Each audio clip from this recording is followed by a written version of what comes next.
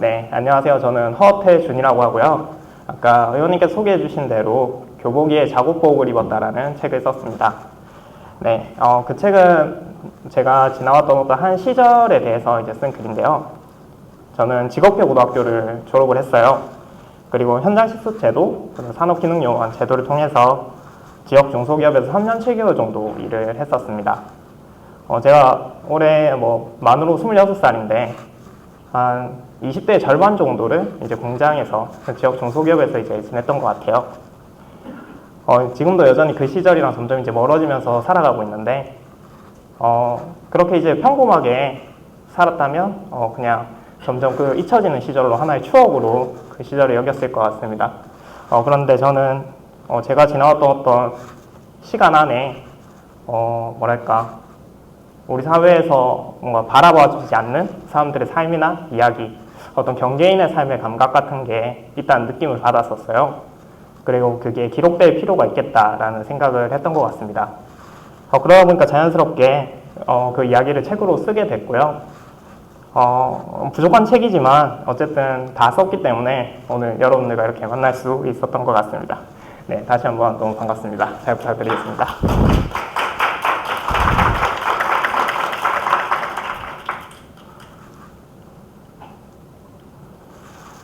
네. 자주는 아니지만 제가 강의를 요청받을 때마다 어떤 이야기를 해야 될까 고민을 많이 합니다. 아무래도 저를 부르는 어떤 지역이나 단체나 그런 분들은 무슨 이야기가 듣고 싶을까, 아니면 어떤 이야기가 필요할까에 따라서 좀 다른 이야기들을 준비하는데요. 오늘 제가 들려드릴 이야기에는 우리 사회의 이름 없는 시절들이라는 제목을 붙여봤습니다. 강의 차례는 다음과 같은 순서로 진행이 될 예정입니다.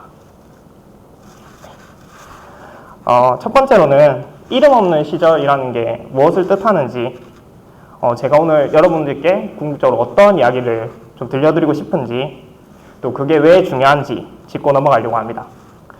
그리고 두 번째로는 제가 직접 경험했던, 저는 제가 경험하지 않은 거에 대해서 말하는 거는 못하겠더라고요.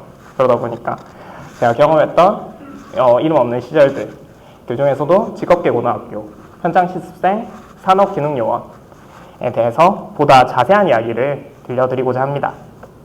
그리고 마지막으로 우리가 이런 이름 없는 시절들, 그 시절을 살아가는 문제 당사자들을 대하거나 마주하거나 그들의 이야기를 들을 때 어떤 태도를 필요로 하는가에 대해서 말씀을 드리고 싶습니다. 네. 제가 이 강의를 처음 이제 섭외를 받을 때, 이제 황정석 부장관님이 이제 메시지를 보내주셨어요. 그리고 이제, 안녕하세요, 작가님. 저는 교환교육위원실의 황정석 부장관입니다. 이렇게 시작하는 메시지를 보내주시고, 행사 취지를 이렇게 말씀을 해주셨는데, 우리는 누군가를 섭외할 때도 그렇고, 아니면 처음 만난 사람들과 이야기를 나눌 때, 또는 소개를 받을 때, 저도 지금 이 자리에서 여러분과 마주할 때, 누구나 자기소개를 하게 됩니다. 자기소개는 흔히 우리가 자신의 신분을 드러내고 경계심도 낮추고 나에 대해서 정보를 제공하고 내가 위험한 사람이 아니다 라고 말하는 가장 기본적인 사회활동이라고 볼 수 있을 겁니다. 그런데 보통 우리가 이제 자기소개를 할 때 내가 좋아하는 거는 이런 거고 내 나이가 어떻고 이런 개인적인 영역보다는 저는 어디 소속이고 직업은 뭐고 직장은 어디 다니고 이런 식의 사회적인 영역으로 자기를 많이 표현을 보통 하겠죠. 네. 그러다 보니까 직업, 회사, 지위, 소속 등과 같은 어떤 이야기들로 자기를 소개하게 될 겁니다. 제가 처음 강의를 시작할 때 저를 교복위에 작업복을 입었다라는 책을 쓴 저자, 작가 허태준이라고 소개를 드렸어요. 그런데 상황을 조금 바꿔볼 수도 있을 것 같습니다. 가령 저는 이제 전업 작가가 아니거든요. 글만 써서 먹고 살 수가 없어서 항상 이제 글 쓰고 다른 일을 계속 병행하면서 지냈어요. 그러다 보니까 최근에는 이제 출판사에서 제가 일을 했었는데 이제 얼마 전에 그만뒀습니다. 그러다 보니까 이제 그 전에는 저는 작가랑 출판 편집자 겸하고 있는 허태준이라고 합니다. 이렇게 자기소개를 했는데 제가 어디 가서 계속 글을 쓴다고 이렇게 드러내고 싶지 않을 수도 있잖아요. 그래서 가장 최근에 이제 자기소개를 해야 될 일이 있었을 때는 어떻게 했냐면, 안녕하세요. 저는 출판 노동자로 일하다가 지금 백수로 굳이 꾸려받고 있는 허태준이라고 합니다. 이렇게 자기소개를 했어요. 앞서 이제 우리 보좌관님이 했던 자기소개나 제가 드렸던 자기소개에 비하면 뭔가 좀 이상한 느낌이 드실 것 같아요. 좀 구구절절하기도 하고요. 뭔가 좀 깔끔하지 않죠? 네. 그렇다 보니까 우리가 이런 엄중한 자리 또는 공식적인 자리에서 이런 식의 자기소개는 잘 하지 않을 것 같습니다. 그런데요, 저는 이런 식의 구구절절한 자기소개를 꽤 오랫동안 해왔던 것 같아요. 지금이야 제가 딱히 소속이 없고, 그렇기 때문에 이런 구구절절한 자기소개를 한다고 얘기할 수도 있지만, 제가 학교나 직장을 다닐 때도 저는 이런 식의 긴 설명에 비한 자기소개를 했던 것 같아요. 제가 이제 학교를 졸업하고 첫 직장에 다닐 때 대부분 이제 처음 만나는 사람이 있으면 대부분의 자기소개가 이렇게 시작이 됐었어요. 이제 상대방이 이제 물어봅니다. 안녕하세요, 저 허태준이라고 해요. 이러면은 그럼 이제 물어보는 거예요. 대학생이세요? 이러면은 아니요, 직장 다니고 있어요. 젊은 보이는데 나이가 어떻게 돼요? 저 23입니다. 군대는 다녀왔어요? 산업기능요원으로 근무하고 있다고 얘기를 하면 그게 뭔지를 몰라요. 그럼 이제 네? 어디요? 방위산업체 비슷한 거에서 그냥 일하면서 하고 있어요. 그런 거 좀 안 좋지 않아요? 근무 조건이 안 좋다거나 그러지 않아요? 최저임금 받아요? 네, 그냥 일반 사원이랑 똑같아요. 이제 이런 얘기들을 쭉 이어가는 거죠. 그러다 보니까 이렇게 얘기를 하면 물어보는 사람도 그렇고 대답하는 저도 그렇고 조금 이제 진이 빠지는 경우가 많더라고요. 당시의 기분을 저는 책에 이렇게 표현하고 있습니다. 그 시절에는 명확한 이름이 없었다. 특성화 마이스터 고등학교에 입학해 현장 실습생으로 중소기업에 취업한 후 같은 회사에서 산업기능요원으로 편입하여 대체복무를 하고 있는 노동자를 표현할 수 있는 단어는 우리 사회에 존재하지 않았다. 청년 노동자라고 묶어 부를 수도 있었지만 그 뒤로는 역시 긴 설명이 따라와야 했다. 네. 사실은 이름이 다 있죠. 현장 실습생이라는 이름도 있고 직업계고 졸업생이라는 이름도 있고 산업기능요원이라는 이름도 있을 겁니다. 하지만 그 이름들이 그 이름들을 가지고 나를 소개할 수 없는 거죠. 왜냐하면 그 이름에 대한 공통적인 기억이나 정보가 내가 소개하고자 하는 사람들한테 존재하지 않을 때 우리는 그 단어로 내가 설명을 못하니까 더 많은 설명들이 부가적인 구구절절한 설명들이 필요하게 될 겁니다. 그러다 보니까 저는 어느샌가부터는 그런 구구절절한 설명들을 하는 게 너무 귀찮아지더라고요. 가끔 한두 사람 이렇게 만날 때야 저는 이렇고 저렇고 이렇게 얘기할 수 있지만 그게 한 번, 두 번, 10번, 100번이 되면 나중에는 어떻게 되냐면 그냥 일찍 일해서 직장 다니고 있어요. 이렇게 얘기가 됩니다. 그러니까 저를 구성하는 다양한 정체성이 있지만 그 중에 어느 한 군만 그냥 빼가지고 이제 저를 표현하게 되는 거죠. 네, 말씀드린 대로 우리의 어떤 호명, 이름, 이 사회적 호명이 제대로 기능하지 못하는 상태를 저는 이름 없는 시절이라고 부르고자 합니다. 이런 경우에는 앞서 말씀드린 대로 주류의 경험에서 배제될 때 보통 일어나는 것 같아요. 저는 이제 대학 진학을 하지 않는 청소년이었으니까 그런 부분에서도 소외감 같은 게 있고 사람들과 공유할 수 없는 경험 같은 게 있었고 일하는 20대 그리고 저는 19살 때부터 일을 했거든요. 그러니까 일하는 청소년, 청년 또는 이제 군인이 아닌 군복무자 그런 어떤 경험들을 하다 보니까 우리가 흔히 얘기하는 어떤 주류의 경험에서 배제된 채로 뭔가 나를 소개하고 드러내야 하는 상황들을 많이 마주했었습니다. 또는 꼭 주류의 경험에서 배제되지 않더라도 저를 표현하는 어떤 정체성들이 다소 이제 수치스럽거나 부끄럽게 느껴질 때 그 설명들을 좀 회피하는 경향도 있는 것 같아요. 그러다 보니까 그렇게 존재하는 이름들은 이름은 있는데 어느 순간부터는 공허해지고 그 기능을 제대로 수행하지 못하게 되는 것 같습니다. 그렇다고 항상 구구절절하게 자신을 설명할 수는 없죠. 그러면 아까 제가 그랬던 것처럼 누군가는 결국 내가 소개하는 타인들에게 나를 좀 깔끔하게 보이게 하기 위해서 어떤 정체성의 일부를 모자이크처럼 계속 파편화시키는 거예요. 그리고 그 과정에서 어떤 맥락들이 많이 삭제가 되는 것 같습니다. 내가 어떤 문제를 가지고 있고, 내가 어떤 집단에 속하고 있고, 어떤 소속이 있고, 이런 부분들을 그 중에 일부만 계속 표현을 하다 보니까 그것을 듣는 사람들도 이 사람은 이 일부만 존재하는구나 라고 계속 인식을 하게 돼요.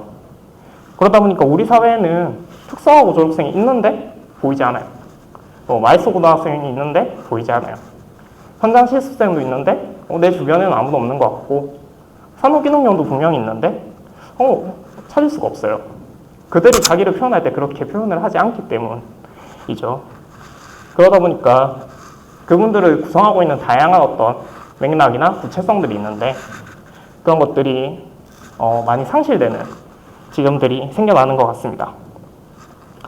우리 사회 경계나 빈틈에 위치한 이들에게 이름이 제대로 기능하지 못하는 것은 어떤 정책이나 제도를 만들 때도 악영향을 주는 것 같아요. 우리가 그 어려움을 논의하기 위한 어떤 바탕들이 전부 다 이제 요원해지고 보이지 않는 거죠. 그러다 보니까 그런 방향성을 설정을 해도 이 사람들 이렇게 돕자라는 그 방향성도 이런 구체성 없이는 흔들릴 수밖에 없는 것 같습니다. 제가 오늘 이 강의를 준비한 목적은 제가 경험했던 이런 이름 없는 시절들의 구체성을 좀 회복하면서 여러분에게 이런 시절들에 있는 다양한 맥락들, 그런 구체성들을 최대한 많이 제공하고 싶어서요. 그러다 보니까 다소 이제 구구절절한 이야기가 될 거라고 생각을 합니다. 하지만 직업계고등학교 현장실습생 산업기능요원의 맥락들이 저는 하나만 사실 탁 집어서 얘기해도 1시간 반을 얘기할 수 있어요. 그만큼 이제 복잡한 부분들이 많이 있는데 그 부분들을 오늘 다 이야기를 해보고자 합니다. 그 이유는 이런 일련의 흐름들이 계속 이제 연계성을 가지고 있기 때문이에요. 이 시절들이 직업계고 딱 뽑아서 현장실습생 딱 잘라서 산업기능요원 딱 잘라서 뭔가 이 문제만 해결하자라고 접근할 수 있는 게 아니라 이렇게 아주 유기적이고 긴밀한 연결고리를 가지고 이 시기에서 이 시기로 자연스럽게 넘어가고 또 저 시기로 자연스럽게 넘어가고 이 문제에서 남아있는 어떤 문제들이 자연스럽게 그 이후로 이행되기 때문에 그 서로가 서로의 맥락을 구성하고 있는 시절이라고 생각을 해서 오늘 다 이야기를 드려보고자 합니다. 네, 그러면은 1시간 반이 부족하지 않도록 하나씩 이야기를 들려드려 볼게요. 네, 여기 2명의 학생이 있습니다. 한 학생은 진주 소재의 특성화고를 다니고 있는 애완동물관리과 김소희. 그리고 제가 좀 부끄러운데 한 10년 전 사진이에요. 네, 부산 소재 마이스터고를 다니고 있는 전자기획과 허태준이 있습니다. 두 학생 모두 이제 우리가 직업계고라고 부르는 학교를 다니고 있죠. 이제 진학보다는 취업을 준비하고 있고, 학교에서 일반 고에서 배우는 1년의 수능 중심의 교육과정이 아닌 취업 중심의 어떤 다양한 교육과정들을 밟을 겁니다. 그러면은 제가 조금 가볍게 질문을 해볼게요. 이 두 사람이 겪게 될 또는 지금 겪고 있는 문제는 동일할까요? 어떤 우리가 흔히 얘기하는 직업계고 문제를 해결해야 된다. 직업계고 교육과정을 바꿔야 된다. 직업계고 지원해야 된다. 이런 이야기들이 있을 때 이 두 학생들을 뭔가 우리가 지원하고 돕고 뭔가 살펴보기 위해서 접근을 했을 때 그들의 문제를 공통되게 해결할 수 있을까요? 큰 틀에서는 분명히 비슷한 부분이 있을 거고 세부적으로는 꽤나 다를 수 있을 것 같습니다. 그만큼 직업계고는 우리가 흔히 일반고라고 부르는 인문계보다 훨씬 더 복잡한 맥락을 가지고 있습니다. 네, 우선 직업계고등학교라는 명칭에 대해서 좀 살펴보고자 합니다. 우리가 흔히 직업계고라고 부르면은 진학 대신 취업을 중심으로 운영되는 학교를 총칭하는 말이죠. 거기에는 특성화고등학교도 있을 것이고 마이스터 고등학교도 있을 것이고 인문계 직업반도 있을 것입니다. 인문계에서도 이제 취업을 위해서 따로 이제 배정된 취업반에서 취업 교육을 받거나 활동을 하는 친구들이 있습니다. 그리고 실제로 이 세 학생들은 정부의 어떤 공식 발표나 통계 등에서 같이 이제 다 묶여서 이야기되기도 하고요. 2007년도 이전에는 실업계 고등학교라는 명칭을 사용했었는데 이제 그 실업계 고등학교가 다소 이제 편견을 강화하는 명칭이 있다는 논의가 계속 진행이 되면서 전문계고로 명칭이 변경됐고요. 이후 12년도에는 전문계 고등학교를 모두 이제 특성화고로 통합해서 관리하는 시스템이 정착이 되었습니다. 그 사이 이제 2010년도에 마이스터고와 같이 출범하기도 했고요. 정부에서 운영하는 이런 포털 같은 걸 봐도 이런 특성화고 마이스터고들이 다 이제 같은 분류의 학교라고 이제 묶어져 있는 거를 확인할 수가 있어요. 이 캡처는 이제 교육부 홈페이지를 제가 캡처한 건데, 저기 보면 특성화고 밑에 이제 마이스터고로 이제 카테고리가 다 정리가 돼 있죠. 이제 위쪽에 메뉴판으로 가서 큰 카테고리를 옮겨가야 이제 일반 고등학교, 우리가 뭐 흔히 하는 특목고로 넘어갈 수도 있을 겁니다. 이런 뭐 교육청 포털뿐만 아니라 이런 직업계 고등학교를 지원하려는 정부 포털에서도 특성화고 마이스터고를 묶어서 이제 설명하는 걸 볼 수가 있어요. 우리가 흔히 인식에서도 그렇고, 실제로 이제 그것을 시행하는 정부 기관에서도 그렇고, 이 두 학교를 다른 학교로 보지 않는다는 걸 우리는 쉽게 예측할 수 있겠죠. 네, 그런데 특성화고와 마이스터고는 사실 법적으로는 나눠져 있는 학교입니다.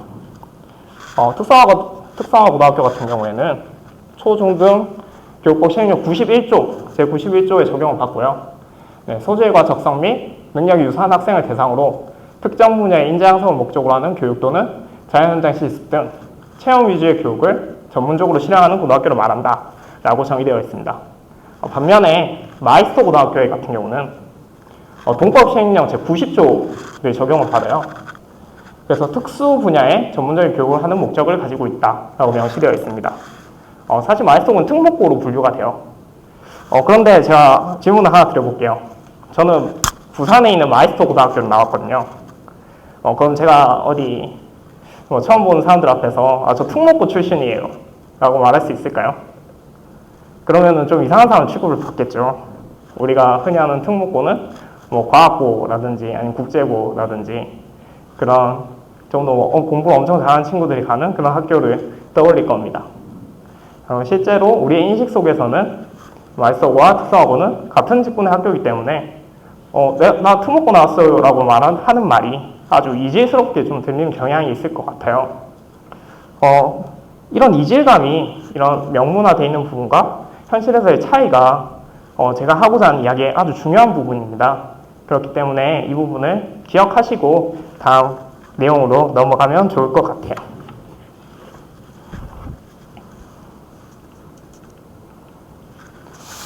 네.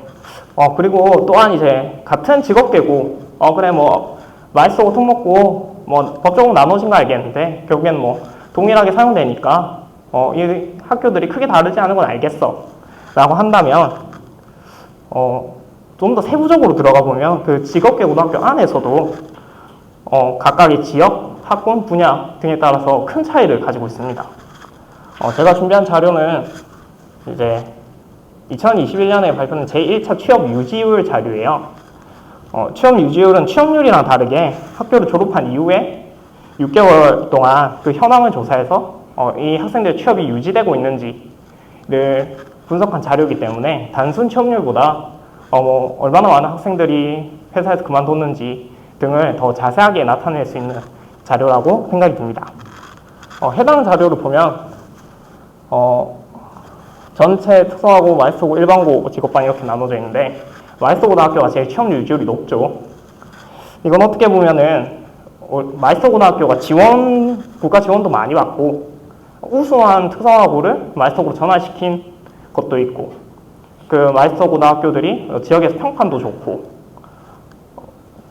그리고 이제 대학 진학이 원천적으로 차단된 학교이기 때문에 취업률 자체가 높은 학교라서 이런 경향을 보일 수도 있을 것 같습니다. 하지만 우리가 이제 봤을 때 특성화고랑 마이스터고는 취업률뿐만 아니라 그 취업 이후에도 차이가 나는구나를 수치상으로 좀 알 수 있을 것 같고요. 그리고 이제 학교 소재 지역별 유지 취업률 자료를 가져왔습니다. 보시면 서울이 제일 높죠. 그리고 대전이 그 다음으로 높고 제가 이제 졸업한 부산은 평균은 좀 못 미치는 것 같네요. 그런데 1차 취업률 자료에서는 이런데 2차 취업률, 3차 유지 취업률 자료에서 보면은 이런 차이가 극명하게 갈리기 시작합니다. 그래서 그 자료에서도 이제 얘기를 하는 게 광역시와 이제 광역시가 아닌 도시의 특성화고에 이런 취업률 유지에 큰 차이를 보였다라는 이제 기록이 있어요. 그러다 보니까 그 지역에 가령 산업공단, 커다란 공단 부지가 있느냐, 아니면은 주류 산업이 있느냐, 그 지역에 유명한 대기업이 있느냐, 그 지역에 그 학생들 분야에 맞는 일자리가 얼마나 많은가, 등등에 따라서 똑같은 직업계 고등학교라도 그 지역에 따라 가지고 있는 문제점이 다른 것을 우리는 쉽게 알 수 있을 것 같습니다. 또한 이 자료에는 존재하지 않는데 분야별로도 그 차이가 명확할 것 같아요. 우리가 흔히 직업계고라고 했을 때 나이가 조금 있으신 분들은 공고랑 상고를 많이 떠올리시거든요. 그러니까 실제로 그 두 학교들이 취업률이 높기도 하고 우리 사회에서 소위 이제 취업이 잘 되는 교육들을 많이 받고 있습니다. 하지만은 특성화고들 중에는 공고, 상고 외에도 다양한 서비스를 제공하는 어떤 교육을 받는 그런 특수한 학과들이 존재하는 경우들이 있습니다. 그랬을 때 그런 주류 공업 분야 학교와 비공업 분야 학교가 가지고 있는 문제점은 크게 차이가 날 수밖에 없겠죠. 네, 이처럼 학교의 지역별, 분야별, 그리고 학교가 가지고 있는 입지나 평판 등에 따라서 똑같은 직업계 고등학교라도 다양한 문제 차이, 격차 등이 생기게 될 겁니다. 그리고 무엇보다도 그런 문제들을 우리가 파악하는 데 있어서 그 지역사회와 학교가 가지고 있는 어떤 긴밀한 연결고리에 대해서도 살펴볼 필요가 있을 것 같습니다. 제가 아까 지역의 평판, 입지 등에 따라서 많이 이제 갈리고, 마이스터 고등학교로 전하는 학교는 특성화고들 중에서도 우선 평판이 있던 학교들이 바뀐다고 말씀을 드렸는데, 실제로 직업계획 고등학교를 보면 학교장의 어떤 인프라 또는 그 학교 졸업생들이 또 얼마나 많이 퍼져 있는지, 그 학교가 얼마나 이제 지역에서 평판이 좋은지, 그 학생들은 좀 어떻게 생각하는지 등등에 따라서 취업이라든지 기업과의 연계가 많이 이루어지는 것을 볼 수 있습니다. 사실 인문계에 다니고 있다면 쉽게 느끼지 못할 부분들이죠. 어차피 우리는 다 인석을 하려고 공부를 하는 거고, 내가 제주도에 있으면 빨리 제주도로 벗어나고 싶어 라고 생각하시는 분들도 있을 거고, 아니면 나는 그냥 지역에 있는 가까운 대학교 갈래 라고 공부하시는 분들도 있을 거고, 그 정도의 지역적 감정을 느끼실 것 같은데, 실제로 직업계 고등학교를 다니면 그보다 훨씬 더 많은 어떤 연결고리가 있음을 느끼게 될 것 같아요. 그러다 보니까 우리가 흔히 어떤 직업계 고등학교 졸업생이 사고를 당하거나 어떤 사건, 사고가 있을 때 학교가 좀 더 적극적으로 개입하면 안 되냐 라는 질문을 우리는 쉽게 할 수 있지 않겠습니까? 아무래도 학생이 문제를 당했는데 학교가 개입해서 해결해야 되는 게 당연하다고 생각을 하지만 사실은 이런 이해관계들도 있는 거예요. 기업에 대한 관리 감독이 어려운 거죠. 왜냐하면 이런 이해관계들이 복잡하게 얽혀있기 때문에 쉽게 이제 그 기업에 뭔가 피드백을 하거나 아니면은 뭔가 신고를 한다거나 하는 부분이 좀 어려워지는 문제점들이 또 발생을 하게 됩니다. 그러다 보니까 우리가 이제 직업계고 문제 또는 직업계고 학생의 문제라고 했을 때 그것이 구체적으로 어떤 직업계고의 문제인지 어떤 문제를 해결하고자 하는지에 대한 구체성이 필요할 것 같아요. 가령 이제 앞서 말씀드린 대로 부산 소재 공업고등학교를 나온 저는 상대적으로 취업도 좀 편하고요. 아무래도 학교가 마이스터고였기 때문에 학교의 입지나 평판도 좋았고요. 그리고 곳곳에 저희 선배들이 있었어요. 지역의 중소기업이나 아니면은 유력 대기업도 그렇고 곳곳에 이제 부산계공업고등학교를 졸업한 선배님들이 계셨기 때문에 그런 베네핏들을 좀 많이 받았던 것 같습니다. 그러다 보니 우리가 흔히 이제 특성화고 문제를 조명할 때 그 전공과 상관없는 일을 하게 되는 어려움이 가장 많이 이제 거론이 되는데 그런 문제점에서도 다소간 비껴나갈 수 있었던 것 같아요. 하지만 우리가 앞서 봤던 애완동물관리과 김소희 같은 경우는 그런 문제점을 정면으로 이제 받아야 되는 사람이었겠죠. 이제 그런 서비스직 일자리도 부족하고 그 학교의 입지도 마이스터 고등학교에 비해서 적을 것이고, 그리고 자기의 뭔가 전공을 살릴 수 있는 방안도 아무래도 작을 것이고, 그렇기 때문에 똑같은 학교라도 서로 다른 문제점에 직면할 수 있다라는 것을 우리는 알고 있어야 될 것 같습니다. 네, 이처럼 학교의 지역, 분야, 평판, 입지 등 여러 가지 문제점들이 얽히고 설키어 있다는 이야기를 제가 드렸는데, 이게 이제 더 복잡해지는 순간이 오는 것 같아요. 이제 이 학생들이 그렇게 이제 그래 결국 뭐 내가 다녔던 학교니까 이제 잘 졸업하고 이제 잘 취업하면 되겠지라고 이제 직업활동 취업활동을 열심히 해서 이제 기업에 들어갔을 때 또 다른 복잡한 문제에 직면하게 되는 순간이 옵니다. 네, 바로 현장 실습생 문제입니다. 네, 혹시 영화 다음 소위 보셨나요? 보신 분도 계시고, 뭐, 이야기만 들으신 분도 계실 것 같고요. 포스터도 처음 보시는 분들도 계실 것 같은데요. 이 다음 소위 영화는 2017년에 있었던 전주 콜센터 현장 실습생 자살 사건을 배경으로 다룬 영화입니다. 이 영화로 현장 실습생 문제 또는 현장 실습생이란 게 저런 거야? 라고 알게 되신 분들이 많을 것 같아요. 실제로 저도 이 영화가 나왔을 때 아주 반가웠어요. 드디어 이제 우리 사회에도 이런 종류의 영상물이 등장을 하는구나 라고 생각을 했었거든요. 제가 책을 쓸 때까지만 해도 그런 특성화고 학생들의 이야기, 직업계고 학생들의 이야기를 찾아보려고 해도 한 편도 이제 찾지를 못했었거든요. 그러다 보니까 그냥 내가 써야지 하고 책도 썼던 것도 있는데, 그래서 이 영화가 더 반가웠습니다.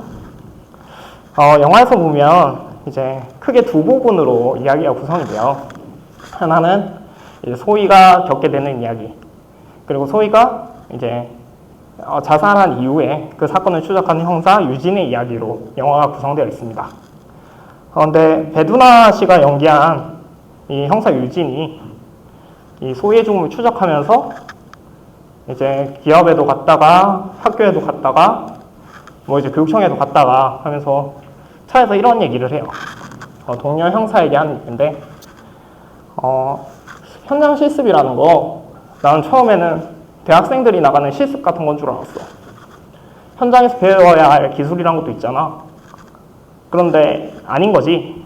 이렇게 묻는 장면이 있습니다. 네, 실제로 아니죠.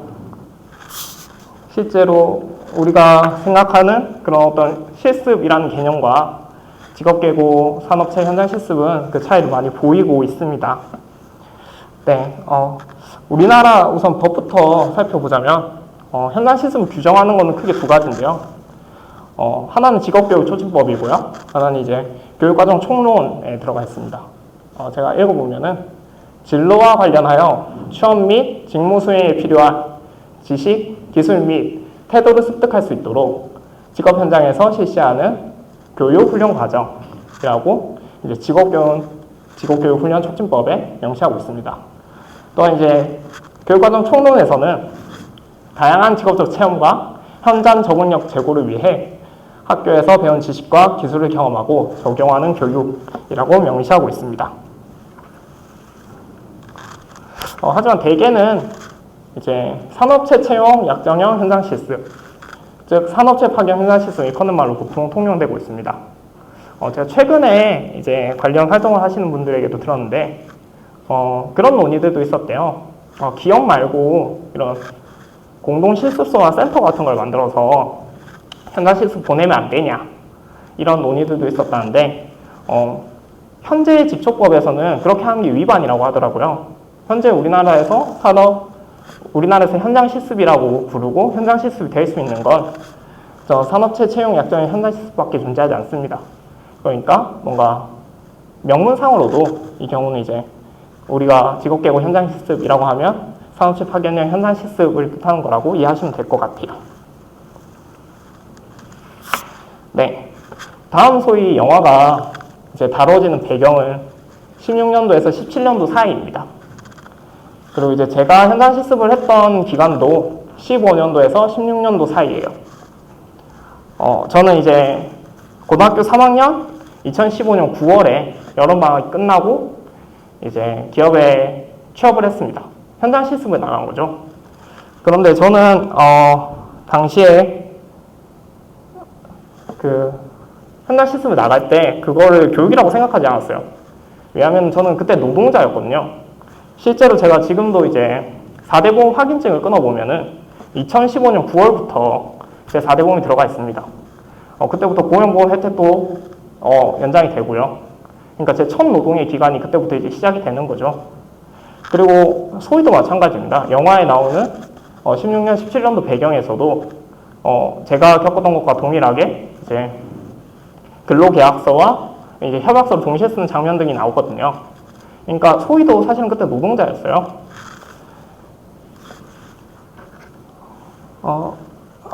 네. 그런데 이제 제가 학교에서 이제 처음 취직을 했을 때 제가 아직도 기억나는 게 처음에 이제 출근을 하고 한 일주일 지나고 추석이었어요. 네, 추석 때 이제 좀 길게 이제 연휴가 있고 다시 이제 공장에 돌아왔었는데 그때 이제 한 친구가 이제 지각을 했었나 체조를 늦었나 했었습니다. 그때 이제 그 반장님이 그 친구한테 야 이제 너 학생처럼 굴면 안 돼. 기업은 학교 아니야. 회사는 학교 아니야. 라는 얘기를 했었습니다. 근데 이 말이 틀린 말은 없죠. 실제로 기업은 학교가 아니고 이제 뭐 우리는 조금 노동자였으니까 그래 이제 뭐 정신 차리고 열심히 일하자 으쌰으쌰 하자 이런 분위기로 흘러갔는데 최근에는 그 분위기가 좀 바뀌고 있는 것 같아요. 우리나라가 이제 제가 실습을 할 때만 해도 이제 그 현장 실습생이 그냥 노동자라고 쉽게 정의할 수 있었는데 이제 2021년 10월에 여수 현장 실습생 사망 사고가 일어나게 됩니다. 이 친구가 이제 현장 실습생이고 관련 자격증도 없는 상태에서 이제 무리하게 이제 잠수해서 요트에 따개비를 따는 청소 작업이죠.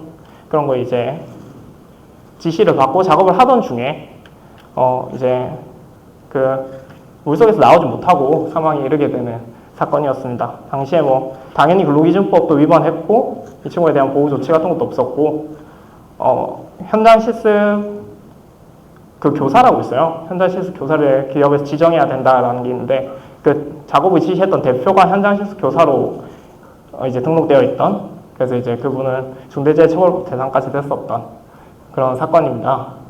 이 사건 이후로 이제 본격적인 논쟁들이 많이 일어나기 시작해요.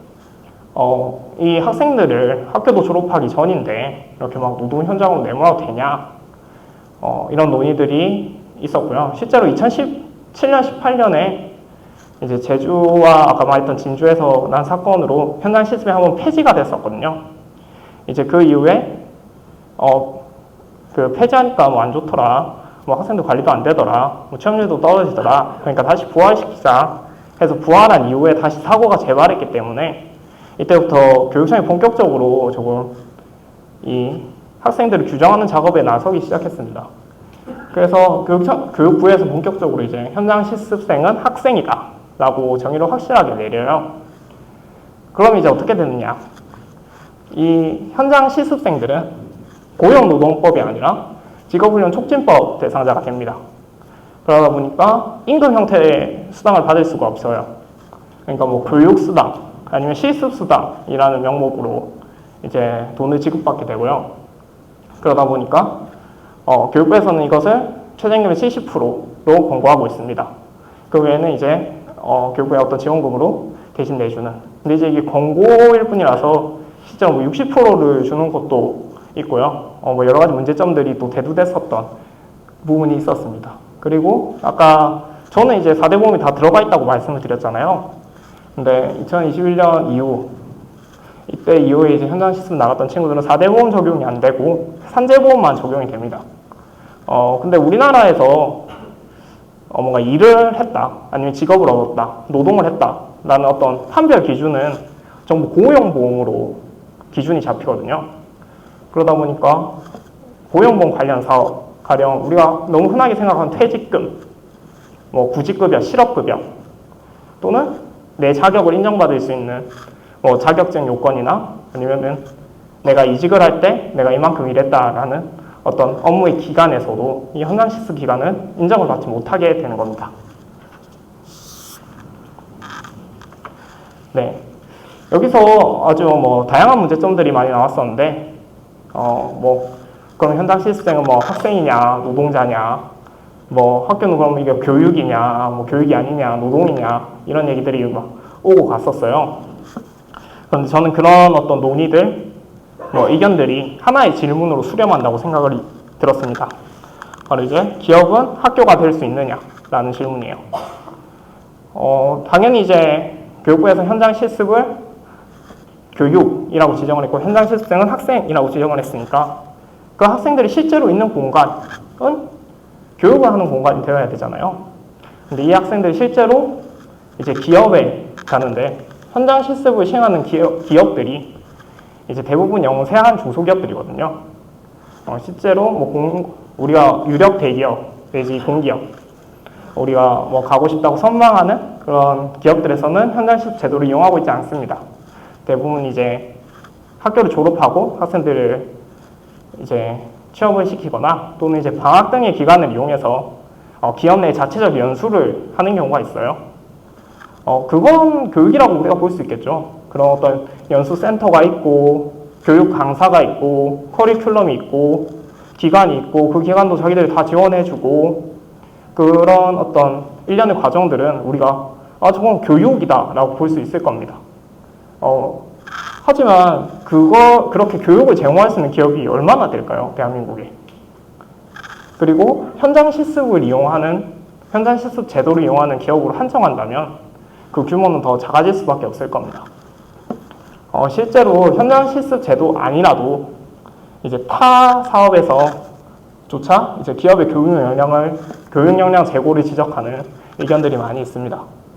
제가 일학습 병행제 관련해서도 여러 가지를 알아봤었는데 이건 이제 재직자를 교육하는 어떤 사업이거든요.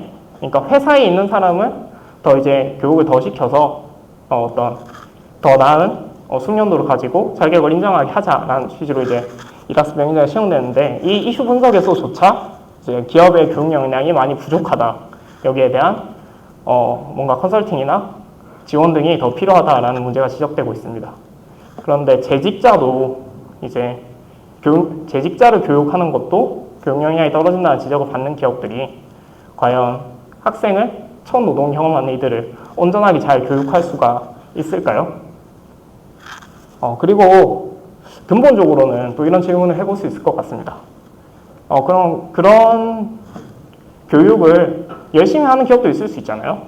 우리는 이렇게 그 친구들도 아끼고 열심히 이제 많이 가르쳐주고 우리 회사에서 필요한 것들도 잘 알려주고 있으니까 이건 또 교육이 아닌가라고 이제 물을 수도 있지만 그렇다면 근본적으로 그러한 교육이 신입사원 교육과 무엇이 다른가라고 반문해 볼 수도 있을 것 같아요. 우리가 회사에 입사를 했을 때 1년의 업무를 배우는 과정, 그 업무에 적응하는 기간, 요즘에는 수습기간이라고 불러서 월급에 얼마 정도를 이제 더 적게 주는 한 3개월 정도 그렇게 하는 경우도 있는 것 같은데 그랬을 때 그 기간이 노동이 아니라고 우리는 말하는가? 이건 일반 상식적인 질문인 거죠. 이렇게 반문해 볼 수 있을 것 같아요. 우리는 그러면은 기업이 직원을 이제 교육해서 노동인력으로 사용하기 위해 제공하는 교육을 노동이라고 치부하지 않는가? 그 기간을 4대 보험에 적용되지 않아도 되는 기간이고 임금을 제대로 받지 않아도 되는 기간이라고 정의할 수 있는가? 라는 질문을 해볼 수도 있을 것 같습니다. 네, 제가 안 좋은 말만 했지만 사실은 이제 교육부에서 현장 실습생을 학생이다라고 정의한 것 자체는 꽤나 큰 결심이라고 저는 생각해요. 그러니까 그렇게 규정이 됐기 때문에 제가 거기에 대한 비판을 할 수 있는 겁니다. 사실 그 이전에는 이런 비판조차 할 수가 없었어요. 왜냐면은 말씀드린 대로 저는 노동자였거든요. 그러니까 이 논의가 진척이 안 되는 거죠. 나는 노동했는데 여기서는 교육이라고 그러고 그럼 이들을 정의하는 작업이 가장 먼저였던 겁니다. 그렇기 때문에 전 교육부가 현장 실습생을 이제 학생이라고 정의하는 데는 큰 의미가 있다라는 데는 말씀을 드리고 싶고요. 그 뒤로 교육부도 가만히 있었던 건 아니었어요. 직업경험 현장 실습 추가 개선 방안을 발표해서 아까 말씀드린 대로 이제 확실하게 이제 이 학생들의 정의를 내리고 이 학생들을 보호하기 위한 조치들을 논의를 하기도 했었고요. 현장 실습 전담 노무사 규모를 확대하고 역할을 확대하기도 했습니다. 원래는 이제 특성화고 교사 혼자서 그 기업들을 관리하고 다니면서 이제 학생들을 뭐 보살피고 했다면 이제 노무사도 같이 그 역할을 할 수 있게 법이 바뀌었고요. 그리고 현장 실습생의 보호 범위를 확대하는 직업교육 훈련 촉진법 개정안이 이번에 국회 상임위를 통과했습니다. 우리가 흔히 다음 소위법이라고 많이 부르시더라고요. 그런데 이런 법들이 생기는 거는 뭐 분명 좋은 일이죠. 생기지 않는 것보다는 좋은 일인데 아까 말씀드린 대로 이제 그 학생들이 실제로 임하고 있는 공간이 교육의 공간, 교육을 위임받은 공간이라고 할 수 있는가, 그리고 이 학생들이 실제로 그곳에서 교육을 받고 있는가라는 질문으로 되돌아갔을 때는 이 개정안이 다소 아쉬운 부분이 분명히 있습니다. 이 개정안이 뭐냐면은 개정안 이전까지는 이 학생들이 받을 수 있는 보호의 범위가 훨씬 좁았어요. 4가지 정도를 보호를 받았었는데, 근로기준법 제54조 휴게, 그리고 사용금지, 객내 근로금지, 생리휴가만 적용을 받았습니다.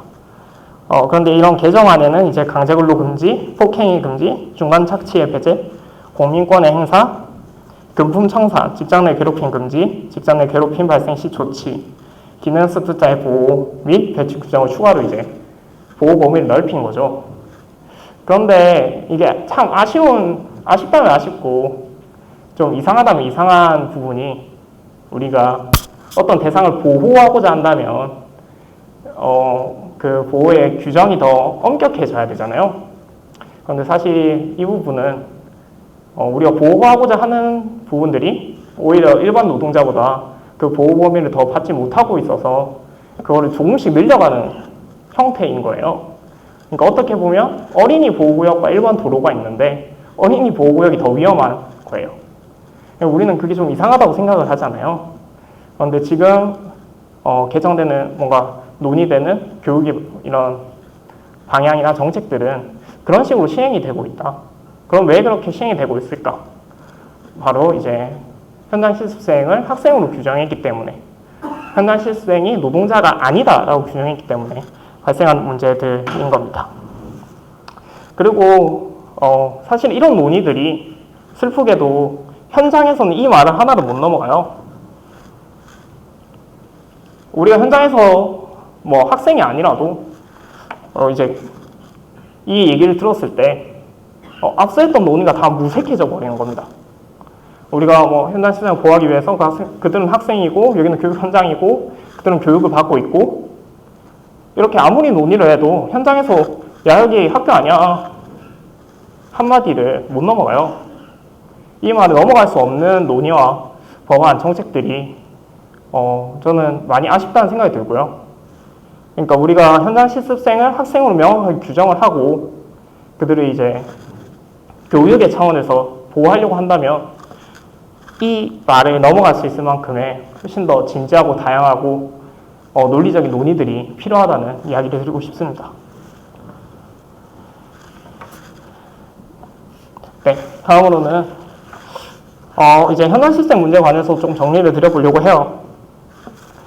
이제 혹시라도 뭐 관심이 있으시거나 아니면은 검색을 해보시면은 이 현장 실습생 문제 관련해서 다양한 이제 이야기들이 이루어지는 걸 보실 수 있을 겁니다. 여러 단체에서도 이런 이야기들을 막 하고 뭐 하는데 이게 대립의 측면에서 조명되는 경우가 많아요. 가령 이제 당사자들은 실습을 원한다 라는 얘기가 이제 언론에서 많이 보도가 되거나, 아니면 뭐 교사들은 폐지를 주장한다, 뭐 이 두 개가 아주 대립적이다, 이런 얘기들이 많이 있는데 사실은 다른 얘기가 아닙니다. 이 얘기를 조금만 더 풀어서 제가 얘기를 해드릴게요. 우리가 흔히 당사자 그룹이라고 부르는 특성화고 노조 그룹이 있습니다. 그 그룹에서는 이제 현장 실습 폐지하지 마라, 안전한 현장 실습 해달라, 그리고 그 조기 취업 형태 인정하고 노동자성 보호해달라 라고 이제 강력하게 주장을 해요. 반면에 이제 정교조 측에서는 우리가 흔히 이제 교사 측이라고 부르는 건 정교조 쪽인데 그쪽에서는 이제 이게 교육의 역할을 못하고 있다. 그러니까 폐지하고 다시 재정비하자. 우리가 뭐 3학년 2학기 내지 이제 그 학교에서 보내는 그 교육기관을 좀 더 다양화하고 이제 함부로 이제 쭉 보내지 말자라고 얘기를 합니다. 근데 이 두 개가 뭐 다른 것처럼 보이지만 사실 똑같은 얘기를 하고 있는 거죠. 이들을 정확하게 좀 규명을 하고 소명을 하자는 얘기인 겁니다. 그러니까 노동을 하고 있다면 노동자라고 부르고 교육을 받고 있으면 학생이라고 부르자. 그러니까 그게 안 되는, 그게 이제 이루어지지 않는 제도일 때 그것을 비판을 하자. 그러니까 뭐 잠시 쉬어가거나 아니면은 노동자성 인정을 해라. 결국엔 이 얘기인 거죠. 그러니까 결국에는 똑같은 얘기를 다른 주장으로 이제 하고 계시는 건데 이게 마치 완전히 다른 이야기를 하는 것처럼 이제 좀 완전히 돼서 소개가 되는 걸 보고 제가 아쉬운 마음이 있었습니다. 그렇게 우리는 단순히 이제 결과론적으로 뭐 폐지냐 유지냐 뭐 이들이 노동자냐 학생이냐를 규명하기 이전에 그들의 현실에서 어떤 상황에 놓여 있는지를 좀 보면 될 것 같아요. 당사자가 지금 어떤 위치에 있지? 그들이 어떤 일을 하고 있지? 그 일을 하고 있는 사람은 정확하게 우리는 그냥 상식적으로 뭐라고 부르지? 라고 묻는다면 이런 문제들을 좀 벗어나서 문제를 볼 수 있을 것 같습니다. 또한 제도의 목적에 맞게 시행되고 있는지를 고민해 보면 좋을 것 같아요. 뭐 우리가 흔히 현장 실습 제도라고 했을 때 이게 왜 필요한가라고 묻잖아요. 그럼 뭐 흔히 나온 대답이 뭐 그 유진 씨가 말한 것처럼 영화에서 이제 유진 형사가 말한 것처럼 뭐 학교에서 배울 수 없는 좀 다양한 일들을 뭐 기업 현장에서도 배우고 할 수 있지 않을까? 이런 이야기를 할 수 있을 겁니다. 하지만 저는 거기에서 조금 더 나아가서 이게 일종의 보호장치로서 역할을 한다고 생각을 해요. 그러니까 특성화고 친구들이 이제 어떻게 보면 첫 번째 노동 현장으로 나아가는 거잖아요.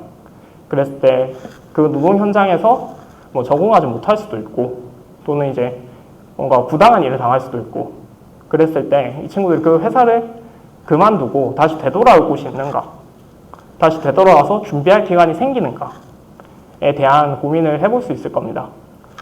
저는 사실 어디에 가서 현장 실습 얘기를 하면 현장 실습의 목적은 사실 그거밖에 없다라고 얘기할 정도로 그 부분은 중요하게 다뤄져야 된다고 생각을 해요. 하지만 아까 이제 말씀드린 대로 또는 이제 우리가 다운 소이라는 영화에서 봤던 대로 오히려 그런 목적을 제대로 달성하지 못하는 경우가 더 많은 것 같습니다. 오히려 이제 학생을 더 열악한 직업 환경에 몰아넣거나 어떤 이해관계, 어떤 취업률, 어떤 뭐 지역적 관계들 속에서 이제 그런 보호장치로서의 역할 대신에 오히려 학생들이 더 위험에 빠뜨리는 그런 결과도 종종 보이는 것 같아요.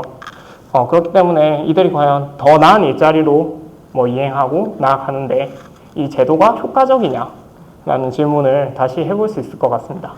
그리고 또 안타까운 얘기긴 한데 진짜 직업계고 현장실습 현황 개선 방안이라는 연구가 막 진행이 됐었어요. 근데 여기서 이제 지적하는 게 뭐냐면 현장 실습 제도가 근본적으로 취업의 질을 올리는데 역할을 하지 못한다는 거예요. 오히려 취업의 질을 낮추는데 기여를 하고 있다. 라는 이제 문제 제기를 합니다. 그러니까 사실은 이제 제대로 이제 기능하지 못하는 제도인 거죠.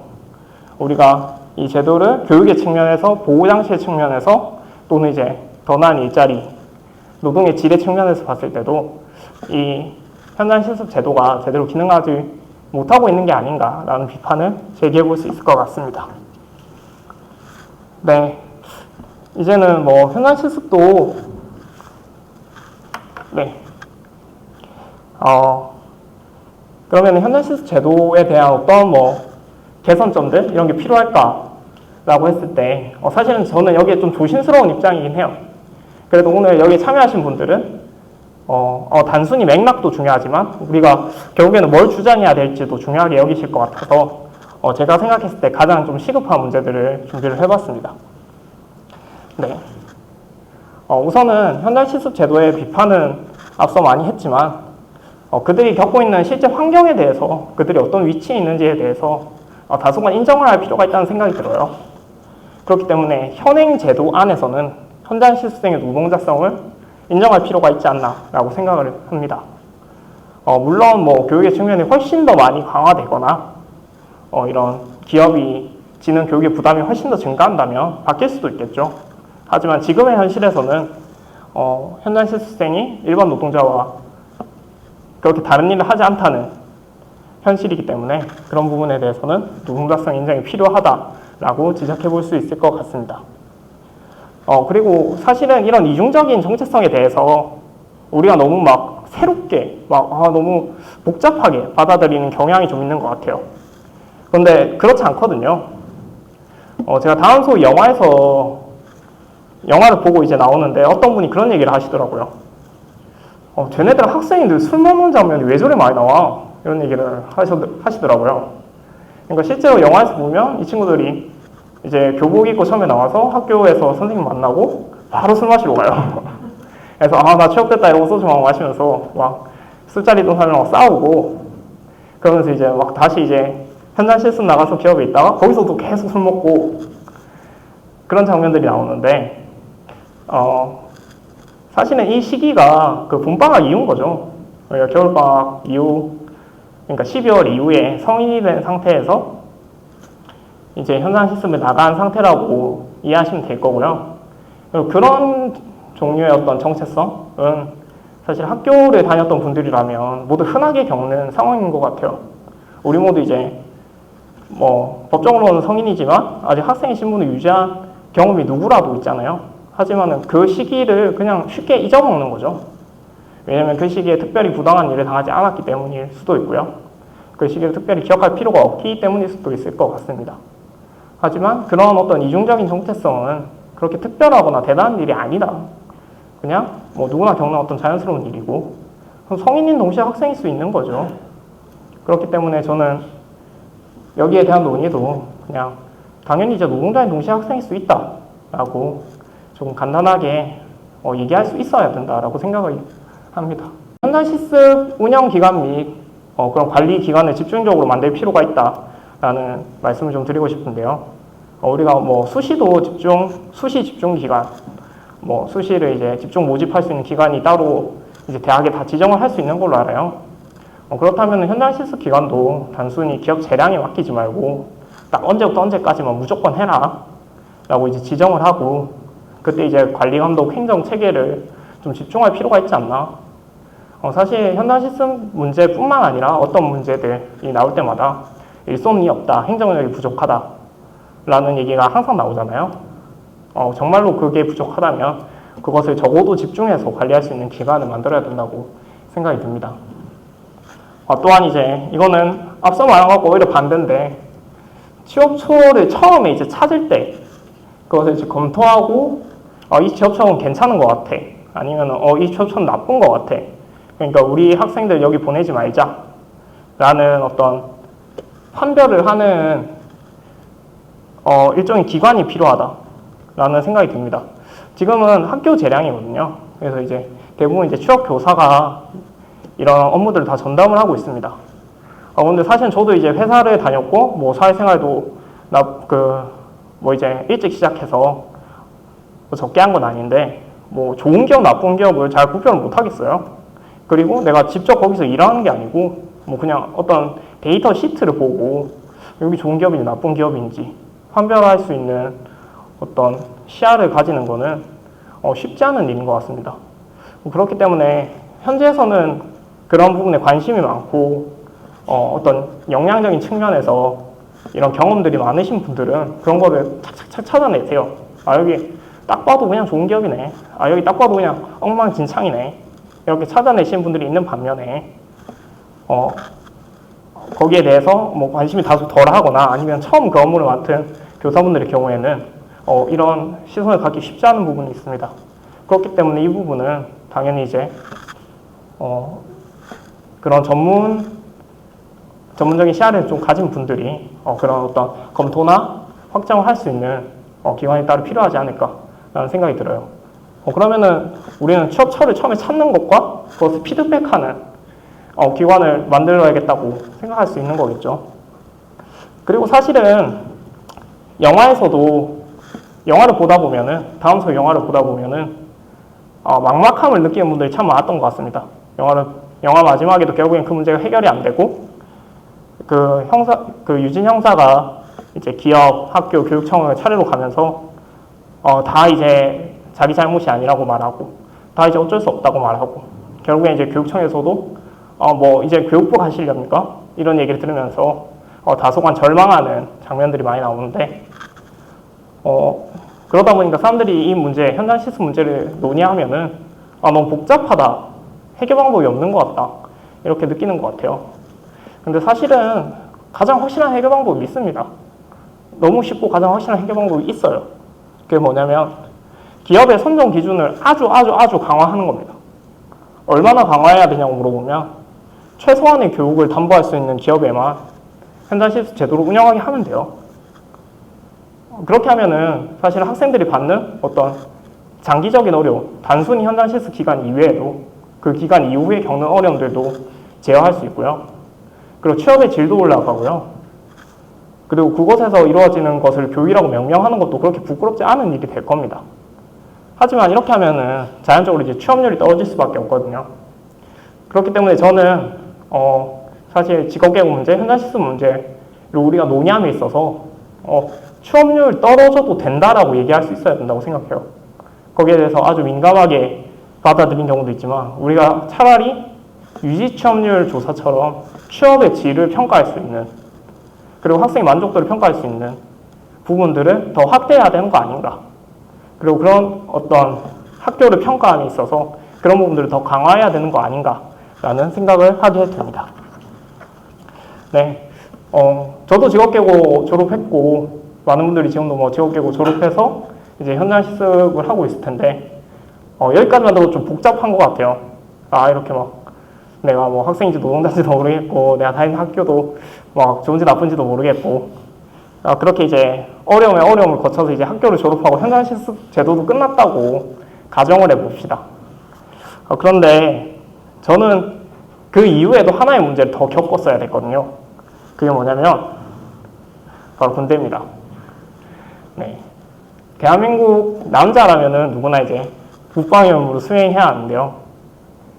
이게 어떻게 보면은 우리나라에서 특이한 제도잖아요. 징병제라는 건. 그러다 보니까 고졸 취업에 있어서 우리나라가 다른 나라 어떤 제도나 문화를 좀 흡수하는데 가장 큰 걸림돌이 많이 돼요. 왜냐면은 일반적으로 우리가 대졸 취업자들, 대졸에 취업을 준비하는 사회초년생들 같은 경우는 보통 이제 학교를 다니면서 그 문제를 처리하는 게 일반적이죠. 그렇지만 고졸 취업자들은 그럴 수가 없습니다. 고졸 취업자들은 학교를 졸업하고 기업에 가서 이제 군대 문제를 어떻게 해결할지를 결정을 해야 돼요. 그래서 많은 이제 직업계고 졸업생들이 이제 회사를 퇴사하고 군대에 가는 경우도 많고요. 아니면 처음부터 뭐 취업이 잘 안 되면 그냥 군대로 바로 가는 경우도 많습니다. 그리고 우리가 뭐 소위 말하는 유력 대기업들 같은 경우는 학교를 졸업하면 그냥 바로 군대를 가라고 시킨대요. 그래서 이제 돌아오면 그 기간을 다 맞춰서, 그러니까 너네는 무조건 현역 복무하고 돌아오는 기간 여기서 여기까지 다 돌아오고 그러고 나서 싹 다 그냥 들어와, 이렇게 이제 시키는 경우도 많이 있다고 합니다. 근데 단순히 이제 실제로 현역 입대 외에도 군 문제를 해결할 수 있는 방법이 있습니다. 바로 산업기능요원 제도인데요. 저도 이제 산업기능요원 제도를 통해서 군복무를 했습니다. 산업기능요원 제도의 정의는 병역 자원의 일부를 군대에서 필요로 하는 인원의 충원에 지장이 없는 범위 내에서 국가산업의 육성, 발전과 경제력 제고를 위하여 병무청장이 선정한 병역 지정업체에서 제조, 생산 인력으로 활용하여 군복무를 대신하는 제도라고 이제 명명할 수 있습니다. 네, 복무기간은 보통 이제 현역이면 34개월, 2년 10개월이고요. 보충역이면 23개월, 2년이 조금 안 되는 기간입니다. 저는 현역 복무를 했고요. 그래서 이제 2년 10개월간 복무를 했는데 제가 왜 3년 7개월 동안 회사를 다녔을까요? 사실 저는 이 복무기간이 끝나자마자 회사를 나왔거든요.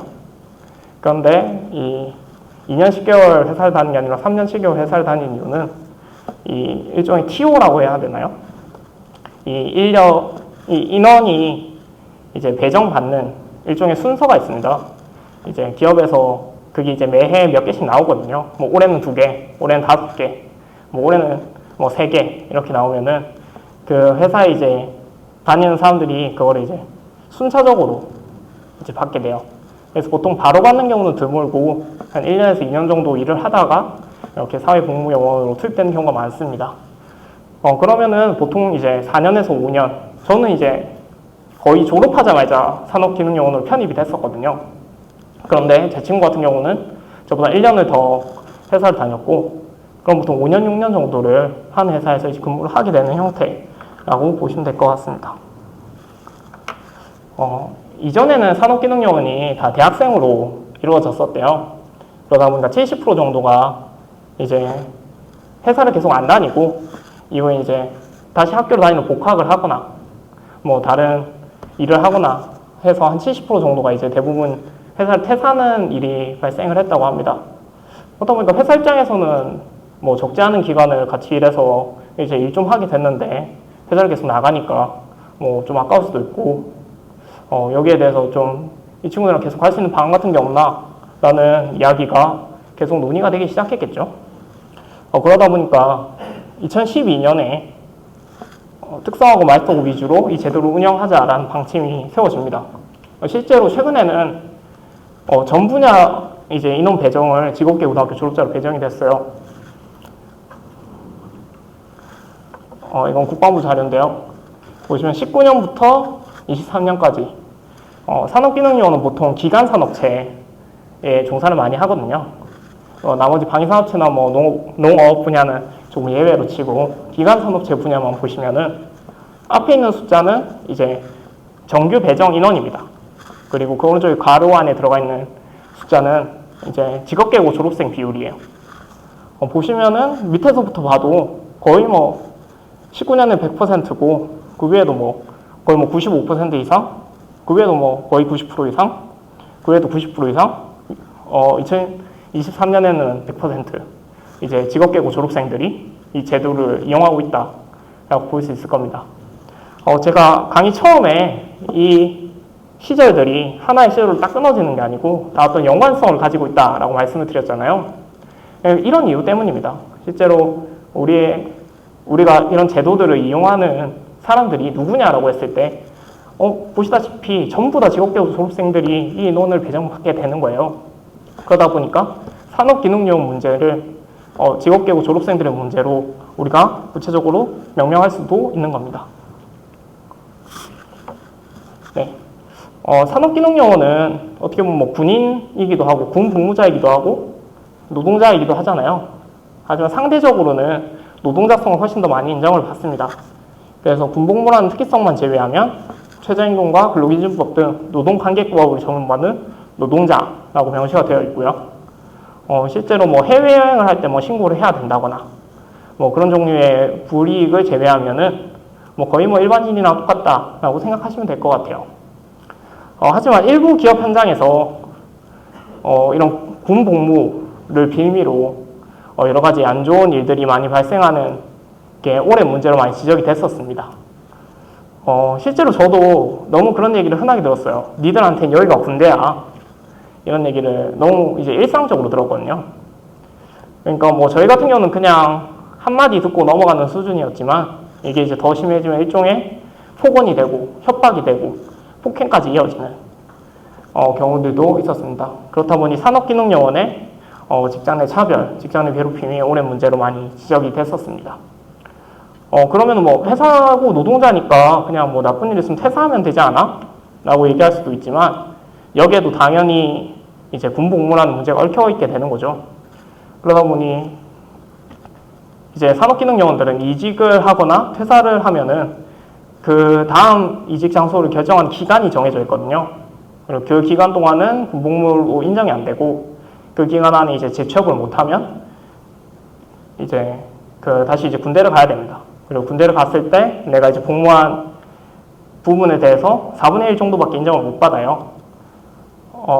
그러다 보니까 내가 4일 동안 일해도 군 복무기간으로 하루로 인정이 받는 겁니다.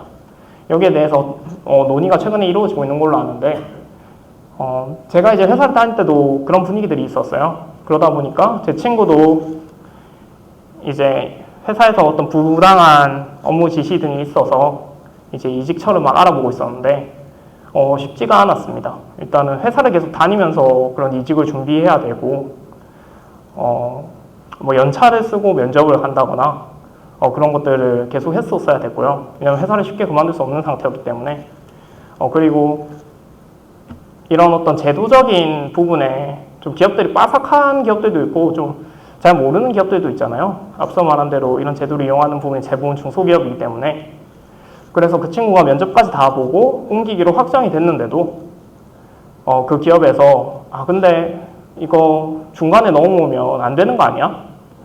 이렇게 오히려 되묻고 그 친구가 아무 상관없다고 얘기를 해도 우리 불안해서 안 되겠다고 되려 캔슬이 되는 그런 경우들도 있었습니다. 그러다 보니까 그런 이직 퇴사의 어려움 등의 이유로 이런 차별을 많이 받게 되는 부분들이 있는 것 같습니다. 오히려 앞서 말한 것처럼 오히려 노동자로는 인정이 되는데 그런 다른 외부적인 요인 때문에 차별이 생겨나는 거죠.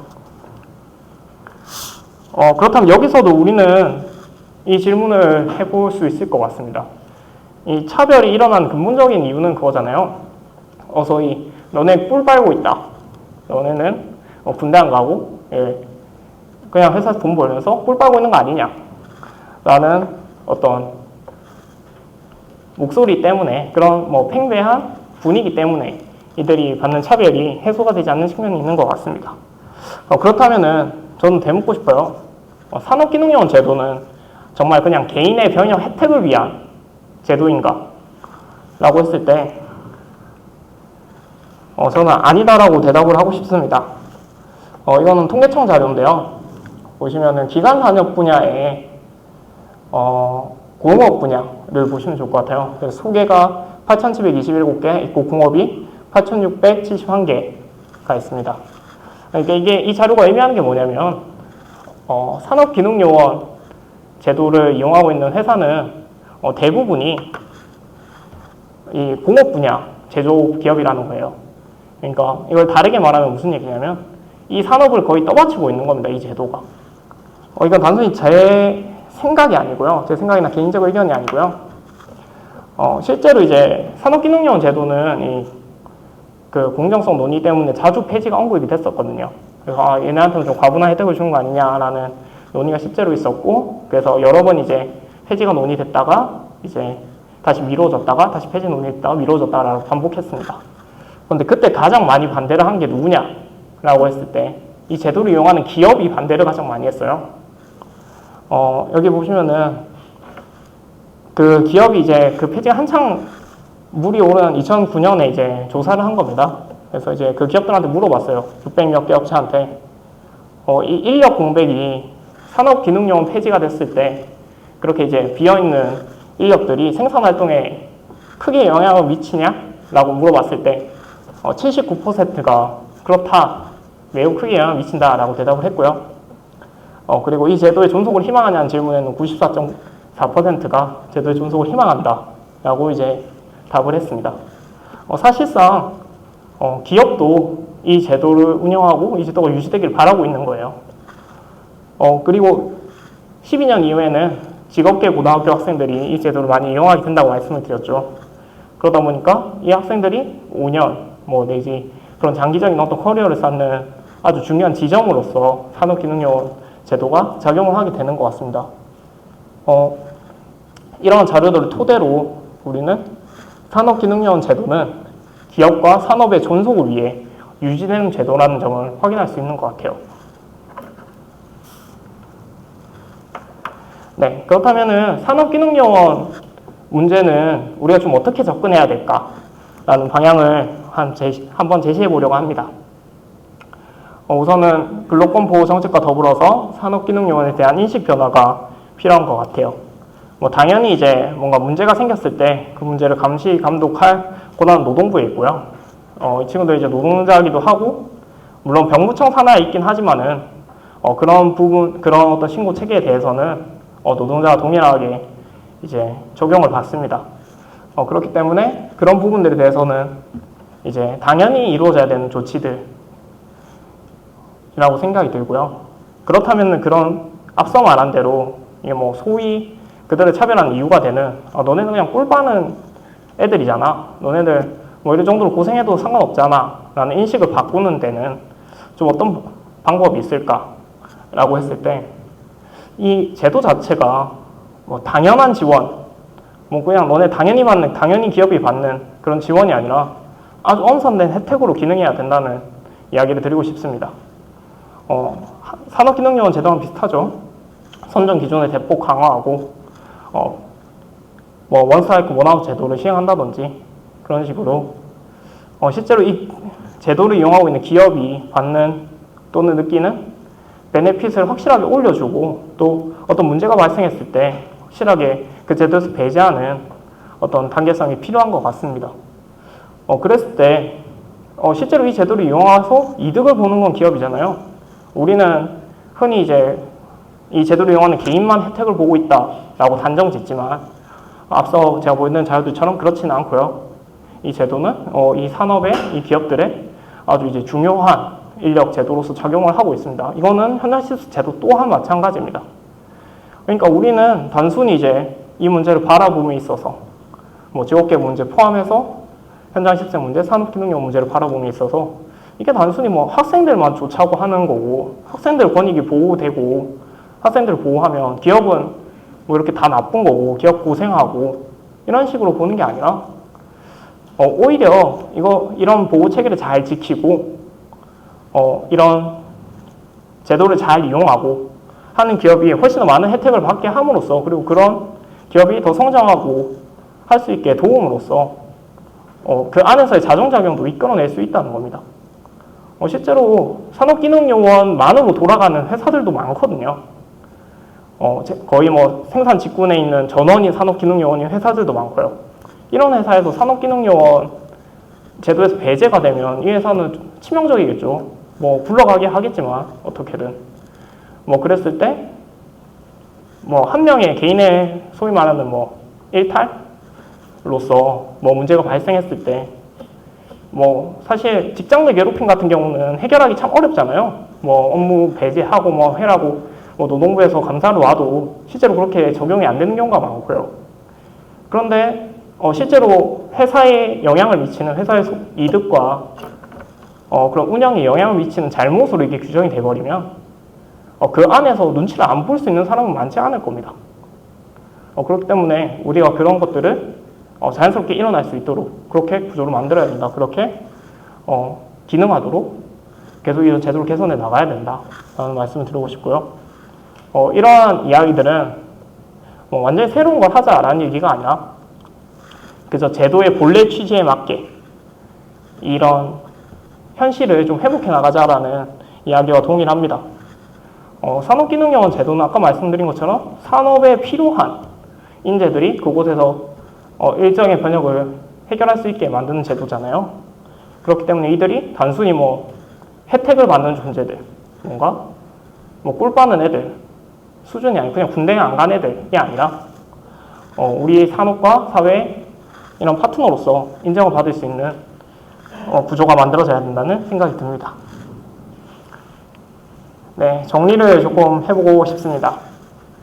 네, 길었죠. 거의 1시간 반 열심히 달려왔던 것 같은데 제가 아까도 잠깐 말씀드렸지만 우리는 어떤 정체성 얘기에 있어서 좀 혼란스러운 정체성을 가진 사람들이라고 했을 때 그들을 아주 좀 특별하게 여기는 경향이 좀 있는 것 같아요. 그런데 제가 이거는 어떤 인터뷰에서 이제 캡처해 온 건데 이분이 이렇게 얘기를 하죠. 나는 누구인가? 제가 노동자도 아닌 것 같고 이렇게 말씀을 하십니다. 제가 앞서 이제 뭐 현장 시스템, 뭐 산업기능요원 얘기를 했으니까 이런 장면과 대사를 봤을 때 이분이 현장 시스템인가? 라고 이제 생각할 수 있잖아요. 그런데 이분은 대학원생입니다. 네. 저는 이걸 보면서 참 묘한 기분이 들었어요. 그러니까 어떻게 보면 특성하고 직업계고 친구들은 우리 사회에서 아직도 이제 공부 못하는 애들이라고 이제 일종의 취급을 받잖아요. 그런데 그들이 겪고 있는 어떤 정체성의 문제와 우리나라에서 제일 공부 많이 했다고 생각되는 청년 그룹인 대학원생들이 겪고 있는 정체성의 문제가 어쩜 이리 토시안 안 틀리고 동일할까? 라는 지점에서 다소간 충격을 받았던 것 같습니다. 그렇기 때문에 제가 아까 말씀드린 이야기들이 단순히 뭐 현장 실습생, 뭐 산업기능형 직업계급 문제뿐만 아니라 그 문제 본질에는 결국에는 다른 사회 문제를 해결할 수 있는 어떤 열쇠들이 있다는 생각이 들어요. 이건 제가 정주리 감독님 인터뷰에서 따왔는데요. 한번 읽어보겠습니다. 감독인 저는 창작을 하는 입장이다 보니 이런 취재 기사들과 르포, 책, 에세이들이 충분한 재료가 되었죠. 저로서는 제가 만든 인물의 감정을 현실적으로 상상해 볼 수 있는 토대가 되었고요. 라고 말씀을 하시면서 이제 읽었던 책을 소개해 주시는데 감사하게도 이제 제 책도 들어가 있더라고요. 그래서 정말 감사했었는데 사실 이런 부분에 있어서 창작을 하는 사람뿐만 아니라 뭔가 제도나 정책을 만드는 사람도 이런 충분한 재료를 가지고 있어야 된다고 생각을 합니다. 그리고 이런 충분한 재료 없이는 현실적인 상상을 해볼 수가 없는 거죠. 그렇기 때문에 이런 기반 없이 만들어지는 정책이나 제도가 때때로는 그 당사자한테 닿지 못하고 오히려 그들의 상황을 더 복잡하게 만들고 악화시키는 원인이 되기도 한다라는 이야기도 드리고 싶습니다. 또한 이런 실수는 비단 이제 뭐 다른 사람에게 제가 뭐 잘난 듯이 이렇게 얘기하고 있지만 저 또한 했던 실수예요. 이 자료는 뭐냐면 제가 이제 청년 노동자라는 키워드를 가지고 이제 언론에서 나왔던 자료들을 분석한 키워드들입니다. 제가 한때는 이 청년 노동자라는 것을 좀 규명하고 싶었었거든요. 그래서 청년 노동자 문제를 좀 많이 해결하고 발언하고 싶었고, 그래서 그런 청년 노동자 문제를 막 검색도 하고 자료도 모으고 했었었는데, 어느 날은 제가 이제 강연에 갔는데 질문자님 이런 얘기를 하시더라고요. 작가님이 생각하는 청년 노동자는 누구예요? 이런 얘기를 하셨습니다. 근데 제가 거기에 쉽게 대답을 못 하겠더라고요. 왜냐면은 뭐 청년 노동자라고 하면 그냥 뭐 나이로 구분을 해야 되나? 그러면은 뭐 대학생들이 알바해도 청년 노동자인가? 근데 우리가 현실에서 청년 노동자로 부르는 사람들은 좀 현장직의 비정규직이고 뭐 이런 좀 어려움을 겪는 사람들 아닌가? 뭐 그런 어떤 고민들이 막 되는 겁니다. 실제로 이제 이런 언론에서 청년 노동자라는 말이 사용이 될 때도 뭐 중소기업 이때가 이제 SBC 노동자 이제 파리바게트 사건이 일어났을 텐데 그러다 보니까 뭐 중대재해처벌법 뭐 저랑 비슷한 책을 쓰신 이제 천유 작가님 뭐 쇳밥 일제라는 책을 쓰셨거든요. 그런 이야기들도 나오고 뭐 일자리 문제 이런 키워드들이 쭉쭉 뜨는데 사실은 이 키워드 하나하나가 가지고 있는 이 문제들도 어마어마하게 크잖아요. 그렇다 보니까 내가 너무 쉽게 청년 노동자 문제라고 했을 때 그 문제가 정확하게 무엇을 지시하는지 저조차도 알지 못하는 상황들에 이르게 됐었던 경험이 있습니다. 그래서 그 이후부터는 청년 노동자 문제라는 말을 잘 안 쓰고 있는 것 같아요. 그냥 뭐 고졸 노동자 문제는 고졸 노동자 문제, 뭐 직업계급 문제는 직업계급 문제, 뭐 산업기능력 문제는 산업기능력 문제, 그리고 그게 뭐 연결되어 있음을 좀 알리고 싶다거나, 오히려 이런 청년 노동자라는 말이 그런 개별의 구체성을 다소 흐리멍텅하게 만드는 말인 것 같아서 저도 조심을 하고 있습니다. 네, 그렇다면은 우리에겐 어떤 태도가 필요할까라고 다시 되물을 수 있을 것 같습니다. 저도 이제 했던 실수고 우리가 모두가 이제 어떤 문제에 접근을 하거나 아니면은 내가 궁금한 대상에 대해서 뭔가 알아볼 때 흔히 하게 되는 실수들이 있을 것 같습니다. 하지만 저는 그때야말로 구체적인 호명이 필요하다라고 얘기를 하고 싶어요. 그리고 그런 구체적인 호명을 위해서는 당사자의 맥락과 좌표를 정확하게 이해하는 시선이 필요할 것 같습니다. 우리가 문제라고 생각하는 그들은 어떤 상황에 놓여 있으며 어떤 위치에 있지? 그들은 어디에 있지? 어디에서 무슨 일을 하고 있지? 그렇다면 그들이 겪고 있는 문제는 뭐가 닮았지? 이런 것들을 정확하게 이해하는 시선이 필요할 것 같고요. 또한 현실과 제도, 거시적 문제와 미시적 문제를 대하는 균형이 필요하다는 생각이 듭니다. 제가 이제 구체적으로 문제를 보자, 정확하게 호명하자라고 얘기를 하다 보니 큰 문제에 대해서는 관심 가지지 말자라고 들릴까봐 걱정이 돼요. 하지만 그런 게 아니에요. 우리가 청년 문제라고 하는 것들, 그리고 그 공통된 정서 같은 문제들도 분명히 있을 겁니다. 하지만 그런 문제를 대하는 방식과 세부적으로 들어가서 구체적 당사자를 대하는 방식이 달라야 된다는 거예요. 그리고 그런 어떤 큰 관점에서 문제를 이해하는 것과 작은 문제에서 그들을 대하는 방식의 균형을 우리가 잘 맞춰야 된다는 생각이 듭니다. 또한 어떤 문제들에 있어서 단순 대립이 아니라 이것을 상생 또는 공존의 방식으로 관점을 돌리는 질문이 필요한 것 같습니다. 제가 아까 강의에서도 많이 말씀을 드렸지만 우리가 현장집수생 문제를 대할 때도 노동자, 학생, 규정의 대립, 폐지, 유지, 이런 대립의 형태로 문제를 너무 간소화하는 경향이 있는 것 같아요. 하지만 사실은 말씀드린 대로 이런 것들은 크게 보면은 결국에는 같은 질문을 던지고 있는 거고 같은 종류의 어떤 요구들을 하고 있는 거죠. 교육의 정체성을 회복하자, 학생을 학생답게 교육하자, 아니면 노동의 정체성을 회복하자 라는 똑같은 얘기를 사실상 다른 방향으로 하고 있는 거기 때문에 그런 관점을 돌리는 질문들이 필요한 것 같습니다. 또한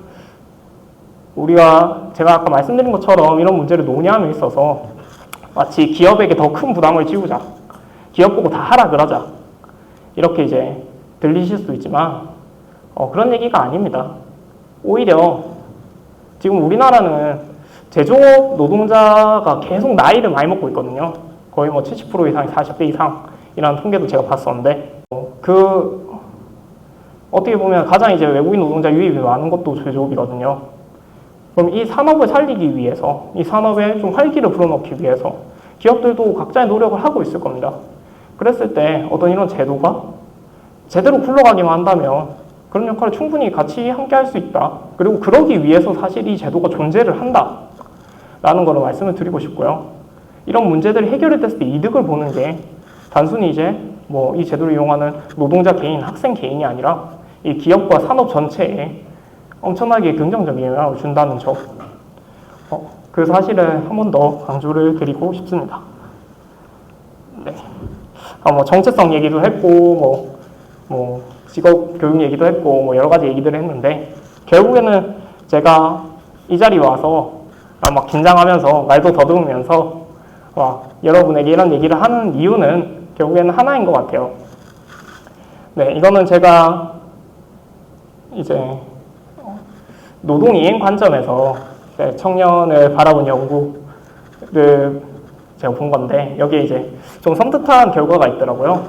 그 결과가 뭐냐면 안 좋은 일자리에서의 반복적인 노동 경험은 좋은 일자리의 이행 가능성을 제약한다. 고졸 청년들은 전문대졸 청년 대비 좋은 일자리의 노동 이행에 어려움을 겪는다. 이런 연구 결과를 봤었습니다. 제가 이제 말씀드린 대로 고졸 청년들이 전문대졸 청년들보다 훨씬 좀 복잡한 문제들의 복잡한 이해관계 속에 있기 때문에 단순히 이제 좋은 기업을 찾으려는, 좋은 기업으로 이행하려는 그런 목적 외에 신경 쓸 것들이 너무 많아지는 것 같아요. 그러다 보니까 자연스럽게 더 안 좋은 일자리로, 오히려 더 나쁜 경험으로 그 시절들이 계속 기억이 되고 실제로 그런 결과들이 나오게 되는 것 같습니다. 우리가 흔히 좀 좋지 않은 일이 있어도 그것도 다 좋은 경험이야, 너의 밑거름이 될 거야 라는 말을 쉽게 하지만 현실은 오히려 그런 경험들이 더 안 좋은 결과를 불러일으킬 수도 있다 라는 위기감을 저도 다시 한번 느끼게 됐던 것 같고요. 앞서 말한 것처럼 이런 제도들의 연결고리, 그리고 이런 제도들이 올바르게 이제 이행되어야 되는 가장 큰 이유는 그리고 제가 이런 강연을 하고 이런 이야기를 하고 다니는 목적은 적어도 이 제도권 안에서, 그러니까 특성화고 교육이 대안교육은 아니잖아요. 그냥 공교육이거든요. 교육부가 관리하는 공교육이고 이들이 막 엄청 특이하고 특별한 상황이 있는 게 아니고 우리가 앞서 말씀드린 그런 제도들이 아주 특별한 사람들만 겪는 그런 일들이 아니라는 거죠. 그렇다면 적어도 이런 제도권 안에서 노동 경험들이 최소한의 소득과 최소한의 안전을 담보하며 그들을 더 좋은 일자리로 이행하는데 이바지해야 된다라는 결론을 내리고 싶습니다. 결국에 우리가 이런 이야기를 하는 것도 본래의 목적, 제도의 본래의 목적, 그리고 교육의 본래의 목적, 노동의 본래의 목적을 회복하는 측면이 있을 것 같아요. 그리고 무엇보다도 사회 구성원 모두가 자랑스러운 직업인이 될 수 있도록 우리가 더 많은 노력을 기울여야 된다고 생각이 듭니다. 지금까지 허태준이었습니다. 감사합니다.